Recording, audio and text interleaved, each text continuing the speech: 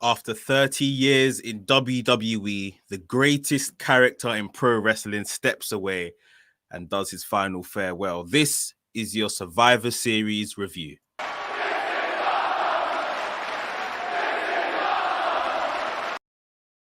What's up, Maniacs? My name is Mex. I'm a wrestling fan, a wrestling enthusiast, a WrestleManiac, if you will. And today we are going to be discussing Survivor Series and Survivor Series review. It was a pretty decent show in some parts. I think we all watched it because of the Undertaker saying goodbye, leaving the game once and for all. And it really was him leaving and not like setting up for one last match or anything like that. But we're going to get all into that in just a second. So stay tuned if you want to hear everything that happened at Survivor Series. Right here at WrestleManiac UK, I discuss everything that is WWE and AEW. So if this sounds like the place for you, make sure you hit the subscribe button and make sure you hit the notification bell so you get notified every time I drop a new video. Ladies and gentlemen, without further ado, let's get into the review. And we're going to start from the kickoff show.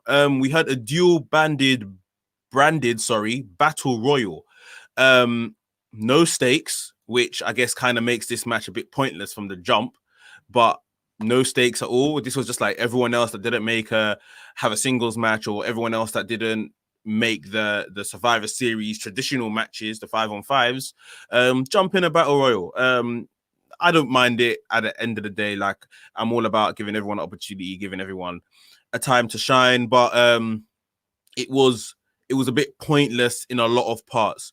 The final three was left down to Dominic Mysterio, Chad Gable, and The Miz. The Miz had been knocked out onto the side of the ring, and Chad Gable and Dominic Mysterio were really just going at it, basically having a singles match for about 2 to 3 minutes. And it was really good. It was really decent to see these guys kind of mix it up. Chad Gable looking like his self, you know, in terms of what he can deliver in the ring. We haven't seen this Chad Gable for quite a while now. So yeah, it was just brilliant just to see Chad Gable really re-deliver and be able to show himself for everything he can do. And Dominic Mysterio was really, really good as well. He showed he can still hang. Obviously, he's still learning. He has some way to go to be the final article, but he's definitely, you know, got the signs of it. We saw a lot of that over the summer anyway. Dominic Mysterio actually eliminated Chad Gable, thinking that, you know, he had got the win here, sort of thing, that it was all said and done. We've all seen it before. The last person that has been knocked out previously slides back under the rope. Miz threw Dominic Mysterio over the top rope, and Miz got the win. Like I said, no stakes here at all. Mr. Money in the Bank is now Mr. Battle Royal. I did think that this was going to maybe lead to the Miz trying to cash in against Drew or Roman or whatever, and losing the Money in the Bank briefcase later on in the night, and then maybe his win for the night would be this particular Battle Royal win. But yeah, that didn't come to fruition either. It was just a Battle Royal win for Miz. It was what it was, really. Moving on, we had the first traditional Survivor Series elimination tag match. This was the men's match. So on the Raw side of things, we had Keith Lee, Braun Strowman, AJ Styles, Matt Riddle, and Sheamus taking on the SmackDown side, which was Kevin Owens, Otis, Jey Uso, Seth Rollins, and Baron Corbin, King Corbin. I'm not going to go through each elimination one by one, but things got very, very interesting pretty early on when Seth Rollins demanded to be tagged in. He was then eventually tagged in. Seth Rollins walked in, arms aloft. He said something, and I think it was something along the lines of, you know, I'm doing this for the greater good, something along that. Seth Rollins drops to his knees with his arms still widespread and tells Sheamus, you know, finish me. Very much, you know, obviously he's the Messiah and all of that. He's the savior. Very much in character, almost like a Jesus kind of, I'm sacrificing myself for everyone else. I'm sacrificing myself for the greater good. You know, very much in the mold of like the crucifixion story. Obviously, Sheamus took the chance and just bro kicked Seth Rollins in the head, pinned Seth Rollins, and that was it. Seth Rollins was eliminated. And the whole SmackDown team were perplexed. Now, this must have been, and I said this, I was in a watch along with the Wrestling's guys, shout out them, and I said, this has to be because Rollins and, you know, his views on Matt Riddle, and Rollins does not want to wrestle a match where Matt Riddle is involved. This has to be the reason why this happened. Now, at the time, I understood sort of thing. Upon further reflection, I thought, does this look good for Seth Rollins, though? I understand. I'm not telling him to change his morals or anything like that. But I just feel like, couldn't they have just... Seth Rollins got beaten up mysteriously backstage. You know, this is most likely Seth Rollins' last appearance before he goes on his paternity leave. Couldn't Seth Rollins have been beaten up backstage, written off TV by that, you know, earlier on in the night, and then he comes back whenever he comes back on a vengeance to see who done it, basically, and we get out of it. Seth Rollins return, and yeah, who did it? Who ripped me off TV, sort of thing. That kind of storyline. The whole sacrificing himself still plays into his character, but I just think like it really just, I don't know. I just don't think it was the best way to do it, and I'm not sure how well a taste it leaves in everyone's mouth in regards to how, you know, he dealt with this situation, if you see what I mean. Guys, let me know down below in the comments what you felt of this kind of sacrificial lamb move by Seth Rollins. Could they have done it better? Could they have just got him beaten up, you know, backstage or whatever the case is, and writ him off TV that way, and then someone else takes this position? What do you think? Let me know down below in the comments. But yeah, the match went on. The match went on, and in the end, I believe Keith Lee got the winning pin. I can't remember who it was. Jey Uso. Jey Uso put up a really good fight towards the end, looking like he had to overcome everyone. It was 5-on-1, guys. Raw stayed strong. Obviously, the story of AJ Styles bringing his team together, keeping them united, was what was playing throughout this match. Jey Uso put up a very good fight in the end. In the end, he was put away by Keith Lee with a spirit bomb, and a 5-man Raw team won the match. Very, very impressive. The match itself was all right, nothing special, but very impressive in the way it was done in the end. Moving on, we had the tag match. Raw Tag Team Champions, the New Day versus the SmackDown Tag Team Champions, Street Profits. And I think this was a match where everyone was looking forward to, because this was like a big tag match we hadn't seen before. And at first, you know, it was all kind of the pleasantries exchanged, you know, doing a lot of one-upsmanship, you know, toying with each other. There was a spot where Kofi kicked Montez Ford's cup, and all kinds of funny spots like that. New Day, when they came out as well, dressed in their Gears of War outfit. Obviously, I think they're going to be on the new game. So really, really good for them. And Big E was with them, which I thought was weird, only because Big E wasn't with them on Friday on SmackDown. So why was he with them tonight? But he basically came out with them and then vanished. So yeah, this match was really good. This match was very, very, very good. Very entertaining, very athletic. Like I said, it started off very jovial and then kind of got more brutal as it went on. Just two great athletic teams. Montez Ford was obviously brilliant throughout the match. Kofi was brilliant. Xavier Woods was very, very good. Dawkins as well. Dawkins is really making a case not to be the forgotten one of the Profits, and he's really putting on good performances as well. I think that has to be said. The match was solid. You have to go and watch it if you haven't. It'll be a while before we see these guys go at each other again. The finish came when Dawkins blindly tagged in and lifted up Woods onto his shoulders, and Ford came in with a blockbuster, pinned Woods. And then we got a massive show of respect by the New Day. Almost like, obviously, I know the New Day aren't done, but it's almost like a mini passing of the torch to Street Profits. Very, very good match. Very good match by these guys. Next up, we had Bobby Lashley, the United States champion, versus Sami Zayn, the Intercontinental champion. And I think this is the kind of the match that was like, yeah, Bobby Lashley's going to win. And no one had much interest in it. I think one thing I really do like is the way Hurt Business come out to the match. Obviously, Bobby Lashley is the big champion, and it's almost like an MMA type style, the way they come out very suited and booted, always strapping the title onto Bobby Lashley, treating him like he's a big deal. Obviously, he is the CEO of the Hurt Business. And they kind of gave the match a big match feel because of the way they treat Bobby Lashley. And as Bobby Lashley's making his entrance, and, you know, like I said, I was in a watch along, we're all just looking at Bobby Lashley on top of the ropes, doing his poses and everything like that. And you're thinking, how hasn't this man won the WWE Championship? I mean, surely they've got to do it sometime, right? But he looks great with the US Championship. I hope they start putting him in some real feuds. He's been a bit quiet since winning that title off Apollo Crews. He hasn't really done much. I know he's defended it against Apollo Crews. He defended it against Slapjack at the last pay-per-view or whatever it was, or Clash of Champions.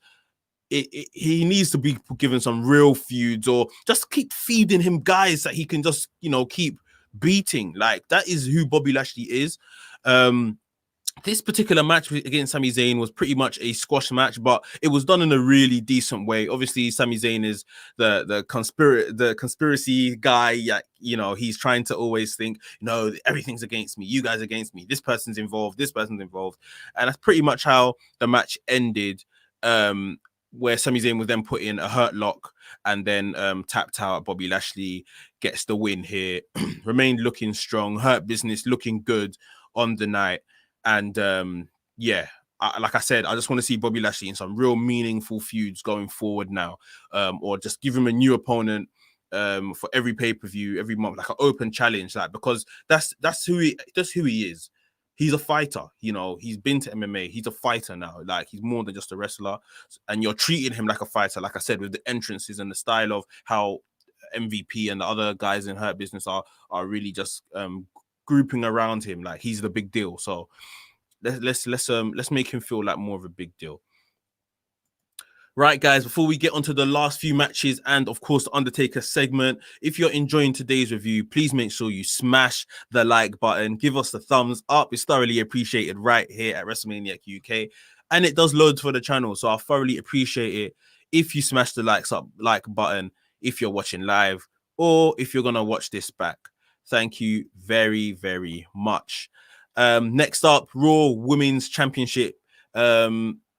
Well, not the championship match, sorry, the duel. So Raw Women's Championship champion Asuka versus SmackDown Women's Champion Sasha Banks. Again, this is one of those matches where on paper we know we're getting a 4 out of 5 minimum, absolutely minimum, and that's exactly what we got. You know, this match was fantastic.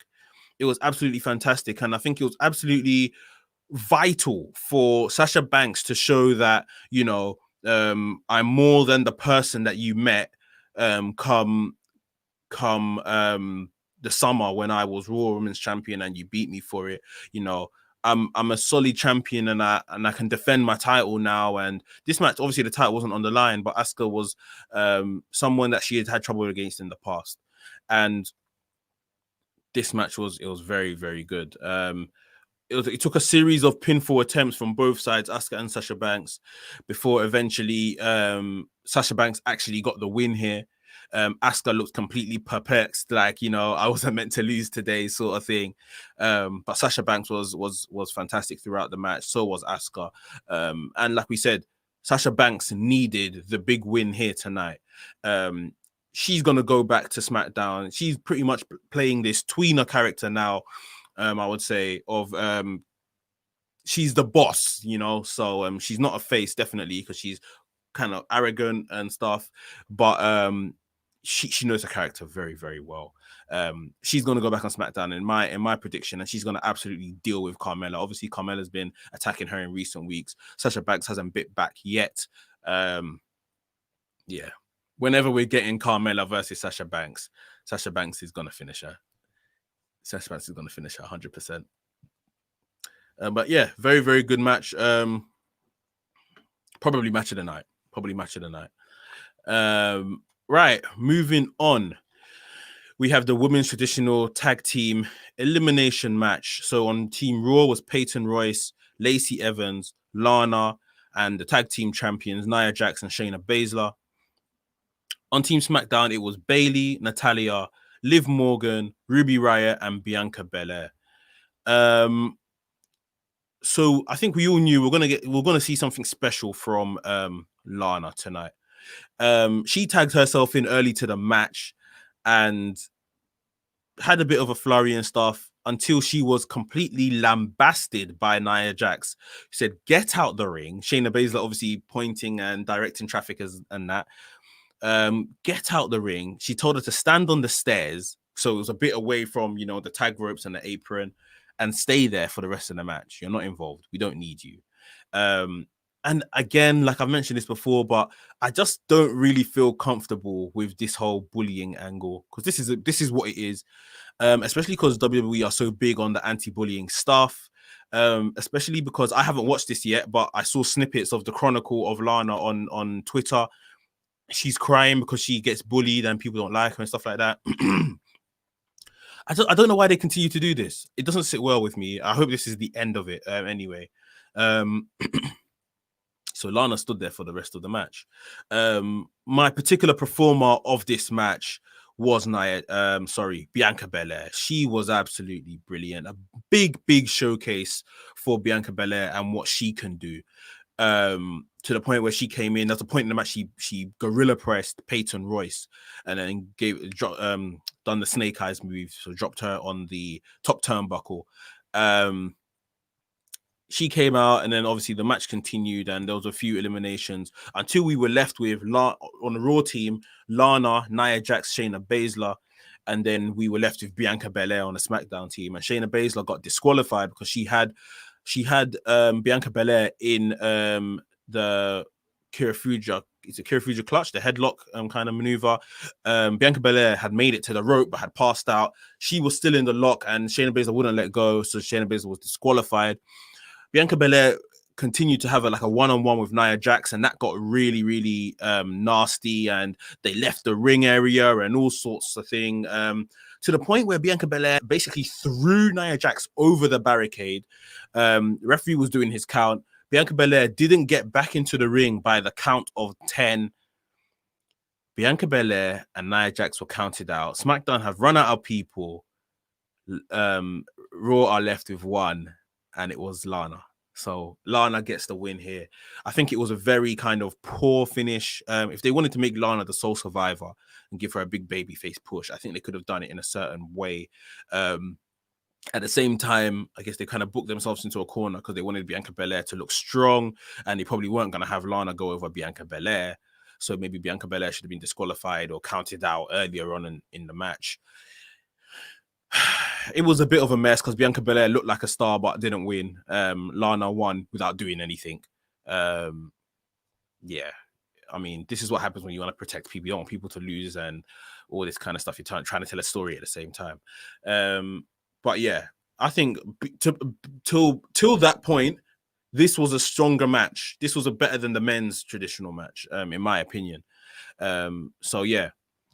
So last but least, in the way of matches anyway, last but not least, we had Drew McIntyre, the WWE champion, taking on the Universal champion, the Tribal Chief, Roman Reigns.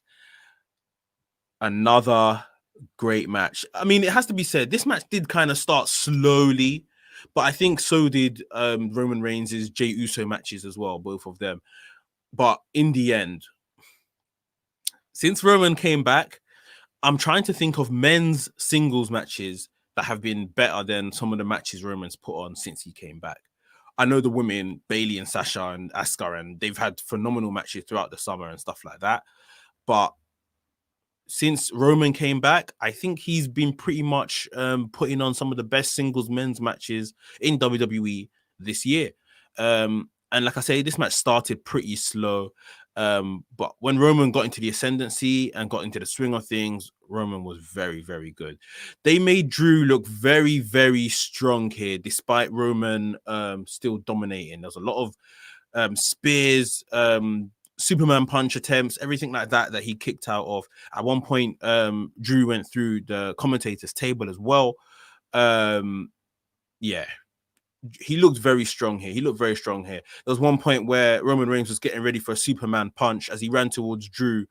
He got a Claymore kick, fell back, knocked out the referee from the ring. Shenanigans City, it's time to begin. Jey Uso didn't waste any time in running down to the ring. At first, he got knocked away by Drew McIntyre off the apron. He turned back around into Roman Reigns, who delivered a low blow. Jey Uso was back in the ring, delivered a super kick to Drew. By now, there's a new referee in the vicinity. Roman Reigns not locked in a guillotine, and Drew McIntyre was basically put to sleep in the guillotine. That's how he lost the match. Roman Reigns got his title. He had a look on his face like, well, you know, that took longer than I thought, but I got the job done. Obviously, we've been laughing the past couple of weeks about his facial expressions, his hand movements and everything. You know, he's got this character down to a T. It's brilliant to see Roman actually be loved. Like I said, you guys know, I've been a Roman Reigns fan since day one. When he was getting booed and everything, I said, nah, this guy's got it, you know. I've watched back old FCW and stuff. I knew Roman had it in his locker. I always knew he had it in his locker, and we're beginning to see it now. He walked back up the entranceway where Jey Uso was, and Jey Uso was just kind of waiting to see the response from Roman Reigns. And Roman Reigns, it was one of love, pulled him in for a hug. It was like, you did what was necessary tonight in terms of you protected our family's name. You did what you could to protect our family's name, and I respect it. So I think this is kind of probably the beginning of the turn to where Jey Uso will be not necessarily taking commands in terms of like he's like a bullying kind of thing, but it's like more respect by Roman will be shown to Jey Uso. Like I said, Jimmy is going to come back soon. Those two are going to form a tag team within this family, this stable. And yeah, we're going to get some good stuff, man. 100%, 100%. I can't wait for Jimmy to come back and we get the tag team, and hopefully the belts are on them. All of these guys have the belts, and that's going to be very, very good. Yeah, good match. Really, really good match. Last but not least on the show, in the main event segment, it was the Undertaker's farewell, and a lot of legends came out at first. We saw Triple H, Shawn Michaels, Mick Foley, Ric Flair, Rikishi. Who else was there? Mideon was there. Big Show, Kane. A lot of guys were out there. However, then they started a montage, and all those guys just disappeared, left the ring area. So I'm not really sure of the point of them coming out. Obviously, WWE put on phenomenal montages about anyone. They can make anyone look like a star with their montages and their video packages. And then Undertaker, and then Vince McMahon came out, and Vince McMahon said he looks very emotional. Vince McMahon introduced the Undertaker, who then came out, and it was pretty short and sweet. Undertaker said, "You know what? I've been putting guys to rest, you know, for how many years now?" And he said, "It's time that I rest. I rest in peace." He got down to his knee to do his little pose, and they threw up a hologram of Paul Bearer, which was very, very interesting for them to do. A nice little touch. Undertaker left the ring. He didn't leave any of his attire in the ring. Left the ring, walked up the entranceway, threw up the arm one more time, and walked backstage, and that's the Undertaker done. Very emotional for some. Like I said at the top of the show, the greatest character in pro wrestling ever. I don't want to hear an argument for it. I mean, we're not going to see anything like this ever again. It's done. It's absolutely done. And to think, you know, I know in the later years it didn't really end how it probably should have, and this was pretty much saving, you know, the legacy. Everything they've done, the Last Ride documentary, everything, the Boneyard match has been brilliant up till this point. 1990 to 2020, 30 years. This guy has been a locker room leader to these guys in the back. He has been very loyal at times when, you know, there was other companies, other offers on the table, stuff like that. He's just been a phenomenal guy in the business. And yes, you know, we weren't there firsthand to kind of see it, but from the stories that people tell, from his selflessness as well, you know, it's just been an absolute pleasure. It's just been, whether he was one of your favorites or not, you can't disregard what the Undertaker has done for this business and how he's carried himself in this business. Probably one of the few people without scandal as well attached to their name. Absolutely phenomenal. It's not the farewell. It wasn't done in the way that I thought it would be done. I did think he might leave, you know, the hat and stuff inside the ring and all that kind of stuff. It wasn't done how I would have done it, but I'm glad it's been done, and done in somewhat of a way where he can walk away and be proud of it. I would have loved fans to be there, but the situation we find ourselves in these days, that's clearly wasn't going to happen anytime soon.